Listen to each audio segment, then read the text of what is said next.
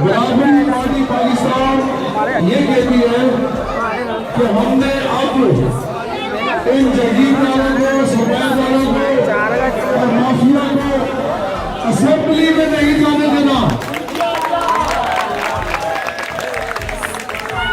برابری پارٹی زندہ باد، برابری پارٹی زندہ باد، برابری پارٹی زندہ باد، جواد زندہ باد، جواد زندہ باد، شہناز زندہ باد۔ ہماری ہے آخری ہے اس پر ہی فیصلہ